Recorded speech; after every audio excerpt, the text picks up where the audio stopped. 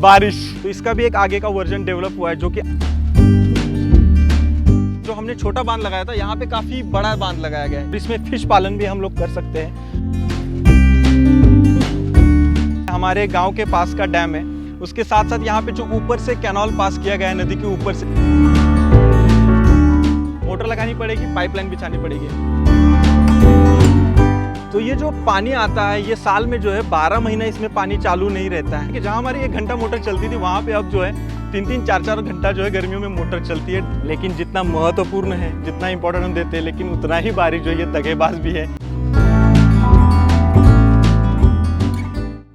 किसान भाइयों, खेती में जितनी महत्वपूर्ण बुआई है, उतना ही बुआई के बाद खेत में नमी रहना बहुत ही महत्वपूर्ण है। तो उसके लिए सबसे ज़रूरी क्या है, वो है पानी। तो आज हम जानने वाले हैं कि वाटर सोर्सेस क्या क्या है, वाटर सोर्सेस को बनाने में खर्चा कितना आता है, वहाँ से पानी कैसे उठाया जाता है, डिटेल जानकारी लेने वाले हैं। तो आज का वीडियो जो हमारा है, ये हमारे सीरीज़ का तीसरा video, how to build farm. हम जो सीरीज़ बना रहे हैं, उसका पहला वीडियो हमने ज़मीन लेवलिंग, सेकेंड वीडियो पाइपलाइन और थर्ड वीडियो वाटर सोर्स। बहुत ही मज़ा आने वाला है।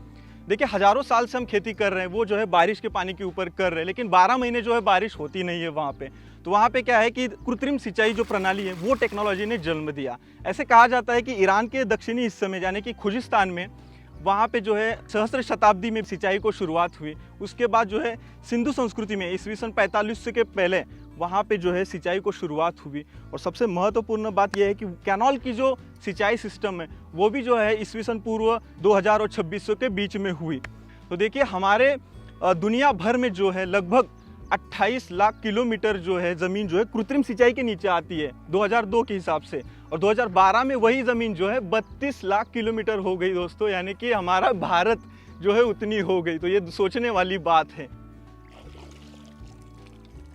वाटर सोर्स मतलब क्या है और वाटर सोर्सेज कौन कौन से हैं? दोस्तों देखिए, हमारे भारत देश में जो है 12 महीना तो बारिश होती नहीं है, बस मानसून में जून से लेकर सितंबर अक्टूबर तक होती है। तो हम बस खरीफ का सीज़न वहाँ पे निकाल लेंगे, लेकिन हमें रब्बी का सीज़न है, गर्मियों का सीज़न है, तो वहाँ पे हमें पानी की आवश्यकता बहुत ज़्यादा होती है। तो हम सिंचाई के लिए जहाँ जहाँ से पानी उठाते हैं, उसको दोस्तों कहते हैं वाटर सोर्सेज। तो दोस्तों यहाँ पे मेरे पीछे देख सकते हैं एक सोर्स है जो कि कुआं है। इसके अलावा जो है नदी है, तालाब है, कैनाल है, डैम है, ढेर सारे वाटर सोर्सेस है। तो सबसे पहला वाटर सोर्स हम देखते हैं क्या है।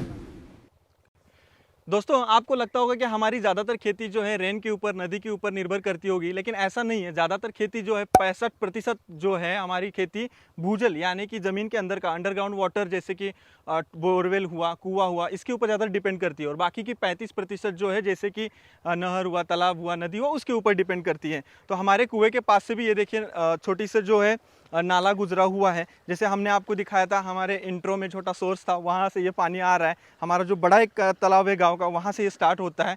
और हमेशा जब आप कुएं की लोकेशन कोई भी ले रहे हैं, तो एक चीज़ का ध्यान रखिएगा कि ऐसा छोटा सा साइड से नाला गुजर रहा है, या आपका पूरा खेत का जो एक साइड में ढलान है, वहाँ पे कुएं की लोकेशन लीजिए। इसलिए क्योंकि आप अगर जल्दबाजी करेंगे तो आपका ज़मीन का जो है नुकसान हो सकता है। तो यहाँ पे क्या है कि हमने जो नाला गुजरा उसके अंदर पाइप डाल दिए, वो देख सकते हैं अंदर यहाँ पे 3-3 पाइप्स भी दिख रही हैं, वाइट हैं, और ये हस्ती पाइप भी डाला है। इससे पानी अंदर तुरंत आ जाता है और हमारा कुआं यहाँ पे पानी से भर जाता है और पानी हमें जल्दी उपलब्ध हो जाता है। तो लोकेशन की बात तो ये हो गई। अब इसमें और एक अहम बात यह है कि कुएं में कई सारे प्रकार होते हैं। जैसे कि प्रकार में अगर बात की जाए, तो ये हमारा जो है ऊपर से लेके नीचे तक खुदाई गई है, और ऊपर के 8 फीट तक जो है ऊपर से ये सीमेंट की रिंग डाली गई है, आपको दिख रहे हैं। कई लोग जो है यहाँ पे पत्थर से पूरा बांध लेते हैं साइड से, लेकिन वो धंसने की संभावना होती है।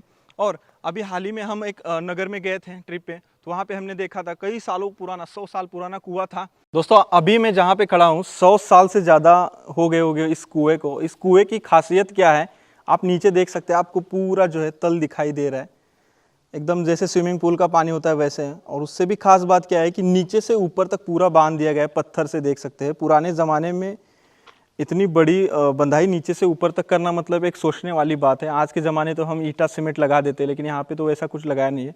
और पुराने ज़माने में होता था क्या कि बैल से पानी निकाला जाता था। यहाँ पे मोट होती थी, हमारे यहाँ पे मोट उसको कहते हैं, मतलब एक डब्बा रहता है, आगे बैल रहते हैं, वो डब्बा उठाता है, पानी गिरता है, फिर बैल पीछे आते हैं। तो इस तरीके से यहाँ से पानी निकाला जाता। तो है ना एक बहुत ही गजब की चीज़। अब दोस्तों, इसमें से पानी कैसे निकाला जाता है? देखिए, 2-3 तरीके से निकाला जाता है। एक तो यहाँ पे हमने ये हस्ती पाइप लगाई है, नीचे अंदर मोटर लगाई है 5 HP की, जो कि हम 5 HP की मोटर, ये खंबा साइड में है, यहाँ से पानी मोटर चालू करके पानी निकालते हैं। दूसरा, हमने साइड में एक इंजन भी रखा है एडवांस में, अगर लाइट नहीं होती तो हम इंजन से भी पानी उठाते हैं। तो ये तरीका है यहाँ पे। और सबसे अहम जो है, अगर आप कुआं कर रहे हैं तो कुएं के लिए आप प्राइमरी फ़िल्टर जो है सैंड फ़िल्टर लगा सकते हैं। उसके बाद आगे ये सेकेंडरी है, यहाँ पे डिस्क फ़िल्टर लगाएं, तो पानी आपका जो भी आगे जाएगा पूरा साफ़ सुथरा जाएगा। कुआं से जब आप सिंचाई करते हैं, सबसे मेन फ़ायदे आपको क्या होते हैं कि आपको साल भर जो है इसमें स्टॉक रह जाता है। आप अगर पानी का नियोजन पूरा ड्रिप इरिगेशन से है, जैसे कि हमारा यहाँ पे है, तो आप 1 से 10 एकड़ तक कुआं पे पानी जो है आप सिंचाई कर सकते हैं। पूरा डिपेंड करता है आपके ऊपर। आपने अगर पानी ज़्यादा आगे फ्लड से छोड़ रहे तो ये 2 दिन में कुआं पूरा खत्म हो जाएगा। तो ऐसे नहीं करना है। ड्रिप इरिगेशन से अच्छे से इरिगेशन करेंगे तो 1 से 10 एकड़ का आराम से आपका हो जाएगा। उसके बाद क्या है कि इसका पानी बहुत ही अच्छा होता है, ज़्यादा खारा नहीं होता है, तो सिंचाई के लिए वो एक अच्छा है, मतलब पीएच लेवल बढ़िया रहता है। दूसरा चीज़ ये हुआ। उसके बाद आपको इसमें नुकसान की दिक्कत ज़्यादा कुछ है नहीं, जैसे कि इसमें रिस्क हो सकती है, कोई छोटा बच्चा वगैरह आते हैं अंदर गिर जाते हैं, तो वो एक रिस्क हो सकती है।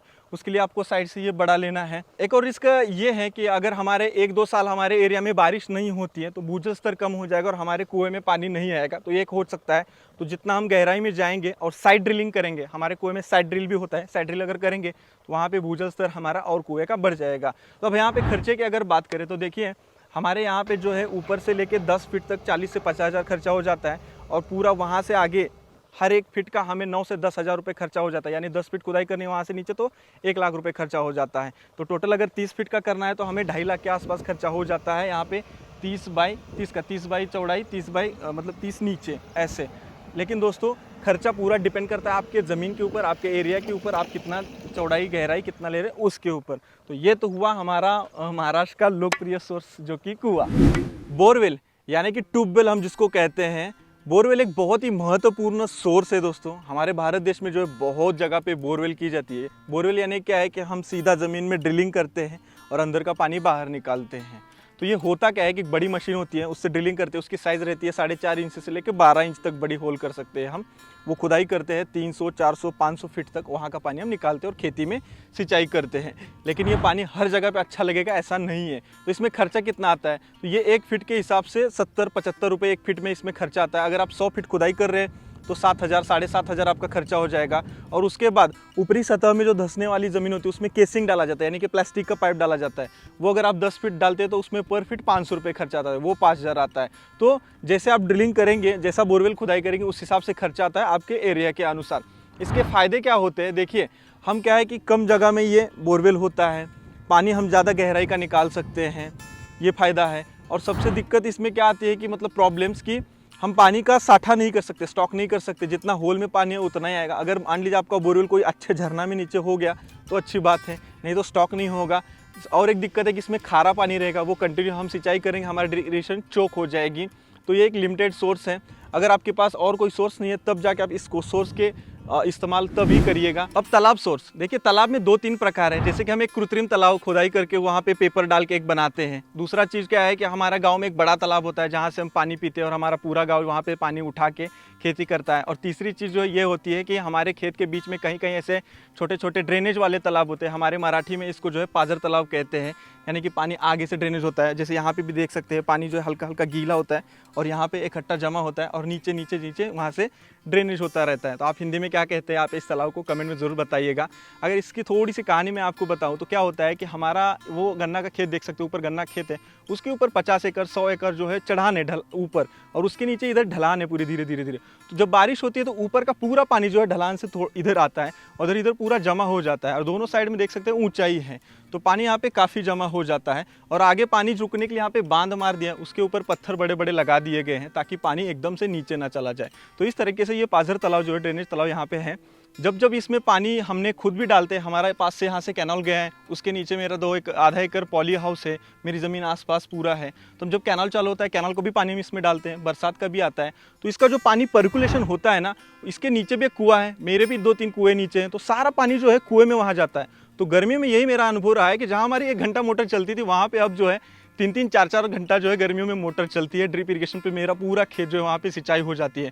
तो मुझे सबसे बड़ा एक फ़ायदा ये लगा। दूसरा फ़ायदा ये है कि इसका पानी जो है मतलब कोई भी जो है आसानी से उठा सकता है ईजिली, ये एक फ़ायदा है। अब अगर फ़ायदे तो बहुत सारे हैं, लेकिन एक नुकसान अगर इसमें देखा जाए तो क्या है कि जब अगर बारिश नहीं होगी तो इसमें पानी जमा नहीं होगा, ये एक बड़ी दिक्कत है। और हम जो फ़िल्टर लगाते हैं तो इसमें ढेर सारा जब कचरा जमा हो जाता है तो वहाँ पे फ़िल्टर ज़्यादा जाम हो सकता है, ये एक नुकसान है। और पानी भनाभन अगर सब लोग उठाए तो जल्दी से जल्दी ख़त्म हो जाता है और ज़्यादा दिन इसमें पानी नहीं टिकता है। 2 महीना मैक्स टू मैक्स टिकता है इसमें पानी, उसके बाद पानी ख़त्म हो जाता है।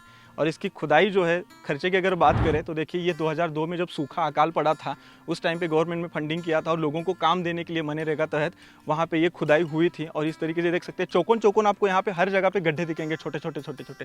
तो वहाँ पे खुदाई होकर बनाया था। लेकिन अब के ज़माने में अगर इसको बनाने जाएंगे तो इसमें ढेर सारा बहुत बड़ा खर्चा है। तो सिंपल तरीके से आप कर सकते हैं, जहाँ पे गड्ढा है ऐसा बांध बन दीजिए, ये तालाब हो गया। अब यहाँ पे हमारा गांव का दूसरा तालाब है, वहाँ पे चल के देखते हैं। हमारे गांव का ये देखिए बड़ा वाला तालाब है, ये काफ़ी हेवी है। और यहाँ पे क्या किया गया है कि जो हमने छोटा बांध लगाया था यहाँ पे काफ़ी बड़ा बांध लगाया गया है। ये देख सकते हैं यहाँ पे इस कोने से लेके उस कोने तक। और यहाँ पे पानी की कैपेसिटी जो है वो बहुत ज़्यादा होती है। जब साल में बरसात होती है एक बार तो यहाँ पे पानी पूरा भर जाता है और उसके बाद कम से कम मई अप्रैल तक ये पानी चलता है, हम इस पे निकाल सकते हैं इसमें का पानी। और दोस्तों खास बात ये जो सोर्स है ये नेचुरल सोर्स है, यहाँ पे ज़्यादा कुछ खास नहीं करना पड़ता, एक बांध लगाना पड़ता है बस, और पानी लीकेज ना हो और अच्छा बांध लगाना पड़ता है। उसके बाद ये सार्वजनिक सोर्स है, यहाँ से कोई भी फार्मर जो है पानी आसानी से निकाल सकता है। बस आपको एक मोटर लगानी पड़ेगी, पाइपलाइन बिछानी पड़ेगी। और जो मोटर हम लगाते हैं वो बैरल के ऊपर लगानी पड़ेगी क्योंकि वो तैरते रहनी चाहिए तालाब के ऊपर, क्योंकि नीचे कीचड़ हो जाता है, रेती काफ़ी हो जाती है। जैसे कि यहाँ पे देख सकते हैं ये कीचड़ होता है, ऐसा ये धस जाता है ऐसे वाला। इसके अगर फ़ायदे के बारे में बात की जाए, सबसे पहले पानी बहुत ज़्यादा जमा होता है और नीचे आजू बाजू जो खेती हो रही है उनको पानी बहुत अच्छा मिलता है और पानी का आसपास जल स्तर वो ज़्यादा बढ़ जाता है। और इसमें फ़िश पालन भी हम लोग कर सकते हैं परमिशन लेके। उसके बाद अगर इसमें नुकसान में देखा जाए, ज़्यादा कुछ नुकसान है नहीं। साल 2 साल में एक बार जब तालाब ख़त्म हो जाता है, मतलब पानी कम हो जाता है, तो उसमें से जो कचरा है पूरा कीचड़ वगैरह जैसे यहाँ पे है ये पूरा निकाला इस टाइप का, ये देखिए ये निकाला जाता है और ये निकाल के भी आप खेत में भर सकते हैं। अगर एक आध साल बारिश कम हो गई तो पानी इसमें नहीं भर पाएगा, वो एक नुकसान हो सकता है। ये एक आपका हुक्म का एक काप इसको नहीं कह सकते, ये ऊपर नीचे हो सकता है। तो ये हुआ दोस्तों तालाब का सोर्स, बड़े तालाब का सोर्स। जैसे कि मैंने कहा था कि तालाब में 2-3 प्रकार होते हैं। पहला जो हमने ड्रेनेज वाला देखा, फिर हमारा ये गाँव का तालाब देखा। तीसरा जो होता है कृत्रिम तालाब, कृत्रिम पॉन्ड होता है। ये प्योरली हम कृत्रिम अपने हाथ से बनाते हैं। तो इसको सिस्टम क्या होता है, देखिए हमारे जितनी खेती है उस हिसाब से हमें कितना पानी लगेगा उस हिसाब से हम ये कृत्रिम तालाब बनाते हैं। जैसे कि ज़्यादातर कहाँ बनाया जाता है कि हमारी अंगूर की बगिया है या अनार की बगिया है जिसमें पानी कम लगता है और गर्मियों के सीज़न में हमारे पास स्टॉक नहीं होता, तो ये कृत्रिम तालाब जो है टोटली पानी के स्टॉक के लिए बनाया जाता है। तो ये कैसे बनाया जाता है, सिंपल है। हमारी जहाँ पे एक्स्ट्रा ज़मीन पड़ी हुई है वहाँ पे खुदाई करके हम लोग गड्ढा बनाते हैं। 1 गुंटा, 2 गुंटा, 10 गुंटा, जितना हमें पानी की रिक्वायरमेंट है उस हिसाब से हम उसका गड्ढा बनाते हैं। गड्ढा बना के चारों तरफ से इसे दीवार बनाते हैं और उसमें पेपर बिछाते हैं। प्लास्टिक पेपर हम 500 माइक्रोन का बिछाते हैं। वो काफ़ी हेवी होता है, 10 साल कम से कम वो चलता है अगर अच्छे से उसका मैनेजमेंट हो तो इस तरीके से हम उसको बनाते हैं। उसमें खर्चा कितना आता है तो देखिए, अगर हम 100 बाय 100 का हम कृत्रिम पॉन्ड बनाते हैं अपने खेत में तो लगभग उसमें 2 से 2.5 लाख रुपए खर्चा हो जाता है। तो टोटल ये पॉन्ड का खर्चा डिपेंड करता है आपके जगह के अनुसार, आपके पानी के रिक्वायरमेंट के अनुसार, आपको कितना बड़ा छोटा लेना है, कितना पानी का स्टॉक करना है। हमारे महाराष्ट्र में, कर्नाटक में कृत्रिम तालाब बहुत बनाया जाता है क्योंकि हमारे यहाँ अंगूर की बगिया है। अंगूर की बगिया को गर्मियों के सीज़न में बहुत कम पानी लगता है और जो स्टॉक किया है वो उसका इस्तेमाल हम वहाँ पे करते हैं। तो आप भी कर सकते हैं। अगर आपके पास और कोई सोर्स नहीं है तो कृत्रिम तालाब बना के बरसात का पानी उसमें इकट्ठा करके, कुआं का पानी इकट्ठा करके उसमें स्टॉक कर सकते हैं। उसके फ़ायदे क्या होते हैं कि हम ठंडी के सीज़न में, गर्मियों के सीज़न में उसमें से थोड़ा थोड़ा पानी निकाल के हमारी फसल को हम ग्रो कर सकते हैं और उसमें लाखों लीटर, करोड़ों लीटर पानी जमा कर सकते हैं। हम अभी कर्नाटक में गए थे तो वहाँ पर नेज में हमने 2 एकड़ का हमने बहुत ही बड़ा कृत्रिम तालाब देखा था। उसमें बहुत ढेर सारा पानी भरा हुआ था, स्टॉक किया था। और एक चीज़ क्या है कि अगर आप ऊंचाई पे करते हैं कृत्रिम तालाब तो उसमें गुरुत्व बल से, यानी कि ग्रेविटी से पानी नीचे ला के सिंचाई नीचे कर सकते हैं। आपको वहाँ मोटर डालने की जरूरत नहीं है। अगर आप ऊंचाई पे नहीं है तो सपाट ज़मीन पे करते हैं तो वहाँ पे आपको सबमर्सिबल डालनी पड़ेगी और सैंड फिल्टर वगैरह डालना पड़ेगा क्योंकि हल्का कचरा वगैरह गिरता है। तो इसमें अगर फ़ायदे तो ढेर सारे होते हैं पानी के स्टॉक से, लेकिन नुकसान का अगर देखा जाए तो जो पानी हम भर रहे हैं उसमें से थोड़ा बहुत गर्मियों में इवापोरेशन हो सकता है। दूसरी चीज़ क्या है कि अगर हमारा पेपर नीचे से चूहे वगैरह लगते हैं तो वो फाड़ सकते हैं, वहाँ से पानी निकल सकता है। तो इतना ही नुकसान हो सकता है। और सबसे मेजर फ़ायदा इसका क्या है कि आप उसमें मछली पालन कर सकते हैं, जो कि मछली पालन करके उसमें से पानी जो आप खेती में इस्तेमाल करके खाद के तौर पे इस्तेमाल हो जाएगा। तो ये एक बहुत ही अहम है। तो दोस्तों कृत्रिम तालाब जो है एक बहुत ही अच्छा सोर्स है जो कि, लेकिन उसमें हमारा खर्चा भी होता है, लेकिन खर्चा जो है हमारे रिक्वायरमेंट के अनुसार डिपेंड करता है। तो आपके पास कृत्रिम तालाब है कि नहीं, कमेंट में जरूर बताइए। दोस्तों मैं अभी यहाँ पे नदी में खड़ा हूँ और नदी जो है हमारा प्राइमरी सोर्स तो है ही, लेकिन यहाँ पे खास बात है कि छोटे छोटे कुएं, इसको रिंग कहा जाता है। यहाँ पे कम से कम 20-25 है छोटे से एरिया में। उसके साथ साथ यहाँ पे जो ऊपर से कैनाल पास किया गया है नदी के ऊपर से, ये कैनाल हमारे गाँव में जाता है सीधा, और ये पास वाला गाड़ियों का ब्रिज है। और ये पूरा सीन यहाँ पे देख सकते हैं, काफ़ी अच्छा है। तो दोस्तों देखिए, नदी का पानी एक प्राइमरी सोर्स है। इससे क्या है, हमारे भारत देश में जो है भूजल का स्तर जो है पानी का अच्छा बढ़ता है। उसके साथ साथ ये सोर्स एक नेचुरल सोर्स है, इसमें कोई पैसा नहीं देना पड़ता। कोई भी फार्मर इससे पानी जो है उठा सकता है और दूर दूर तक ले जा सकता है। सबसे खास ज़रूरी बात एक ये है कि इसमें जो है कचरा गंदगी बहुत ज़्यादा होती है, तो इसकी वजह से हमें क्या है कि इसको साफ पानी जाए, इसके लिए हमें प्राइमरी फिल्टर इसमें लगाने पड़ते हैं। उसके साथ साथ उसमें सेकेंडरी भी लगाना पड़ता है, क्योंकि इसमें कचरा बहुत ज़्यादा होता है। उसके बाद दोस्तों क्या है कि अगर 12 महीने जो हमारी नदी बहती है वो वाली हो तो ठीक है, लेकिन जो नदी सूखती है उसमें हमें क्या होता है कि पानी की दिक्कतें वहाँ पे आ सकती है। तो वहाँ पे दोस्तों क्या है कि ये रिंग का इस्तेमाल किया जाता है। ये देख सकते हैं छोटे छोटे ये कुएँ हैं। इसका एक सिस्टम मैं आपको बताता हूँ क्या है कि जैसे हम कुआं खुदाई करते हैं वैसे खुदाई हल्का करते हैं, फिर इस रिंग को ऊपर सेट कर देते हैं। अंदर की बालू निकालते हैं, वो रिंग नीचे जाती है, बालू निकालते हैं, रिंग नीचे जाती है, उसके ऊपर दूसरी रिंग, ऐसे 20-30 फीट तक जहाँ तक बालू है ये सेट कर देते हैं। तो ये गर्मियों के दिनों में ये रिंग ऊपर की काम में आती है। इसका हर साल मेंटेनेंस रहता है, खर्चा हो जाता है। जब पानी इस हाइट पर आता है तो बालू अंदर चली जाती है, तो ये पूरा भर जाता है। तो इसमें एक मेंटेनेंस ये है। और ओवरऑल अगर इसमें खर्चा के हमको बात देखा जाए तो देखिए यहाँ पे ढेर सारे पाइप्स बाहर गए हैं। हमें यहाँ पे मोटर सबमर्सिबल डालने पड़ते हैं। हम मोनोब्लॉक भी डाल सकते हैं, सबमर्सिबल दोनों डाल सकते हैं। यहाँ पे पानी लगा के हम 10 किलोमीटर 20 किलोमीटर बड़े बड़े फार्मर्स जो है ग्रुप फार्मिंग करके यहाँ से पानी नदी से जो है दूर दूर तक ले जाके खेती करते हैं। बस एक्सपेंसेस जो खर्चा है वो बहुत ज़्यादा आता है ये पानी के सोर्स में। और जहाँ से नदी गुजरी है वहाँ तो ज़्यादा दिक्कत नहीं आता, पास पास में उठाया जाता है, लेकिन जहाँ दूर है वहाँ दूर पानी उठाया जाता है। तो ओवरऑल देखा जाए तो नदी का पानी भी खेती योग्य होता है, क्योंकि इसमें जो है क्षार कम रहता है। बहते पानी में क्षार कम होने की वजह से खेती का जो उत्पादन आने वाला है, पानी का मेंटेनेंस मतलब कम करना पड़ता है, खेती का उत्पादन भी बहुत ही अच्छा आता है। तो दोस्तों ये तो हुआ यहाँ पे जो हमने देखा नदी का सोर्स। और रिंग के सोर्स में खर्चा कितना आता है, लगभग जब हम कुआं की खुदाई करते हैं उतना ही खर्चा जो इस रिंग में आता है। बस खुदाई में थोड़ा बच जाता है, लेकिन रिंग का जो साइड का है उसमें बहुत ज़्यादा खर्चा होता है, क्योंकि वो पूरा प्लेट्स जो है सीमेंट्स की बनी रहती हैं। तो इसमें जो है ये खर्चा है। साधारण 30 फीट के लिए हमें 2 से 2.5 लाख रुपए का खर्चा आसपास आ जाता है। ये डिपेंड करता है ये रिंग का। वो देखिए बड़ी वाली जो है वो 30 फीट की है, ये 5 ही फीट की होगी डायमीटर इसका, कुछ 10 फीट का होता है। ऐसे डायमीटर के ऊपर खर्चा पूरा डिपेंड करता है। तो दोस्तों ये तो हुआ यहाँ पे जो मैंने आपको सोर्स दिखाया नदी का और रिंग का। चलिए आगे निकलते हैं।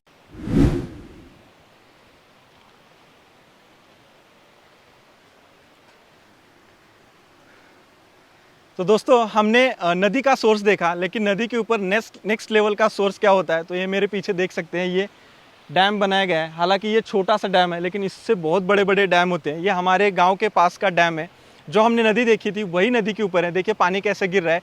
अभी तो थोड़ा सा बारिश कम हुई है, इसीलिए पानी धीरे धीरे कम गिर रहा है और आगे बहते हुए जा रहा है। आगे फार्मर्स को इसका उपयोग मतलब इस्तेमाल कर सकते हैं। देखिए डैम जो है हमारे इतिहास के कालखंड से इसको बहुत ही महत्व दिया जाता है। इतिहास का सबसे पहला डैम जो है मेसोपोटामिया यहाँ पे खड़ा किया गया था। लेकिन दोस्तों ये जो डैम है जो बड़े होते हैं उसमें काफ़ी सारे और भी फ़ायदे होते हैं, जैसे कि लाइट तैयार की जाती है, उसका पानी लिफ्टिंग करके कैनाल से जरिए फार्मर्स तक पहुंचाया जाता है, पाइपलाइन का पहुंचाया जाता है। उसके कई सारे फ़ायदे भी हैं, नुकसान भी है, जैसे कि आप जानते ही हैं। लेकिन ऐसे नदी के ऊपर छोटे छोटे डैम हो तो इसका बैक वाटर काफ़ी काम में आ सकता है। अभी थोड़ी देर पहले मैंने देखा इसके पीछे फिशिंग भी हो रहा था, तो वो भी हो सकता है। और वहाँ का पानी उठा के पास में गन्ना बहुत सारा लगा है, तो ये एक सोर्स बहुत ही अच्छा मुझे लगा, मेरे पास में ही है। तो यही था यहाँ का सीन जो है एक डैम का सोर्स। कहा जाता है कि कृत्रिम कैनाल की सिंचाई यानी कि नहर की सिंचाई जो है ईस्वीसन पूर्व 2600 से लेकर 3000 में इसकी शुरुआत हुई।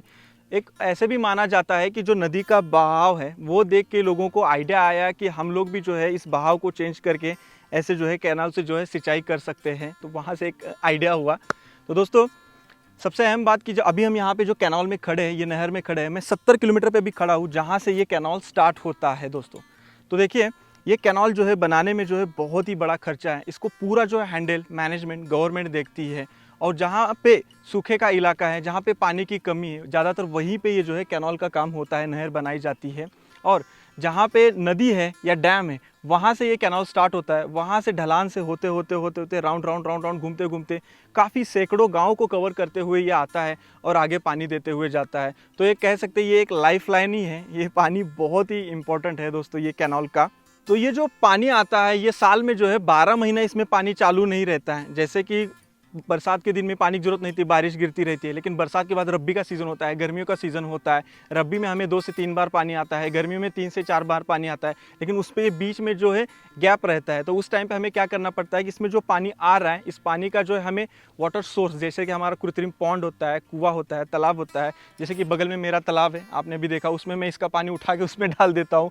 नीचे इसके 2 मेरा पॉली हाउस है और कुआँ है, यहाँ से पानी पर्कुलेशन होकर उसमें जाता है, इसमें थोड़ा बहुत लीकेज रहता है, उससे वो मेरा काम बन जाता है, आगे के 2 महीना मुझे पानी हो जाता है। अब अगर इसके फ़ायदे की बात करें तो देखिए, हम जब हमें गर्मियों के सीज़न में पानी की ज़रूरत होती है तब आता है। और सबसे ख़ास बात क्या है कि हमारा एरिया जो बहुत ही सूखे का था, तो अभी इस पानी की वजह से सुजलम सुफलम हो चुका है और यहाँ पे हमारे गन्ने की खेती होती है, जो कि बहुत पानी लगता है इस गन्ने की खेती में। दूसरी चीज़ क्या है कि हमारे जो नदियों में बाढ़ आती है, बरसात में ढेर सारा पानी होता है, वो पानी जो है इधर लिफ्टिंग होता है और यहाँ से चला जाता है। तो ये एक बहुत ही आइडिया हो सकता है। तो अब अगर इसमें नुकसान की बात देखा जाए तो इसमें क्या है कि पानी का जो इवापोरेशन है वो भी होता है, इसमें काफ़ी बड़े बड़े लीकेज भी हो जाते हैं, फूट जाते हैं, उसमें नुकसान होता है। पानी भी लोग चाहे जैसे मन चाहे अनलगर जो है फ्लड इरिगेशन इस्तेमाल करते हैं, बहुत नुकसान होता है। तो इसका भी एक आगे का वर्जन डेवलप हुआ है, जो कि अंडरग्राउंड कैनल है, बड़ी बड़ी पाइप्स होती है, जहाँ जहाँ मेन पानी ले जाते हैं वहाँ पे, और पानी का चैम्बर निकाल के उसे छोड़ देते हैं। उसके बारे में हमने वीडियो किया है, चैनल पे जाके आप देख सकते हैं। तो वो एक बहुत ही अच्छा सोल्यूशन वहाँ पे हो सकता है।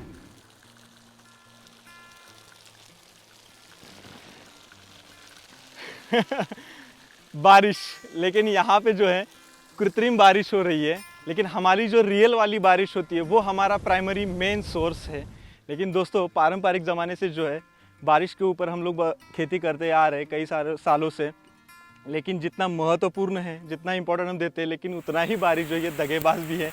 जैसे कि आप जानते हैं, बारिश के ऊपर हम बहुत सारी खेती करते हैं, पानी का जो सोर्स है हम जमा करते हैं और उसके ऊपर भी खेती करते हैं, लेकिन 2 बारिश के बीच में अगर अंतर हो गया तो हमारा काफ़ी वहाँ पे नुकसान हो जाता है। और ढेर सारी बारिश आ गई तो फ्लड भी आ जाता है, तो काफ़ी सारे हमारे नुकसान भी होते हैं, फ़ायदे भी होते हैं। फाइनली हमने सारे वाटर सोर्स कवर कर लिए हैं। अगर कोई रह गया हो तो कमेंट में ज़रूर बताइएगा। तो आपके मन में सवाल आया होगा कि अब हम कौन सा इसमें से वाटर सोर्स का पानी हमारे खेती के लिए इस्तेमाल करें। यहाँ पे देखिए, हमने कुएं का पानी का वाटर सोर्स है हमारे संजू भाई का, बहुत ही अच्छा फूल यहाँ पे आया है। तो सबसे ज़्यादा बहुत ही बढ़िया पानी जो रहता है, बहता पानी रहता है, वो आपके पास नहीं है तो आप स्टॉक वाला पानी का इस्तेमाल कर सकते हैं। लेकिन सबसे अहम जो है पानी का एक बार आप टेस्टिंग करवा लीजिएगा, और बेटर रहेगा, ज़मीन के लिए आपके सही है कि नहीं वहाँ पे पता चल जाएगा। तो दोस्तों, आज हमने हर एक लोकेशन पे वाटर सोर्स के गए, काफ़ी सारी मेहनत ली वहाँ पे जाके। अगर ये आपको अच्छा लगा हो तो नीचे सुपर थैंक्स है, सुपर थैंक जरूर कीजिएगा, और इस वीडियो को ढेर सारा लाइक कीजिए, शेयर कीजिएगा ढेर सारा हर एक किसान भाई तक, और चैनल को सब्सक्राइब करना ना भूलिएगा। धन्यवाद।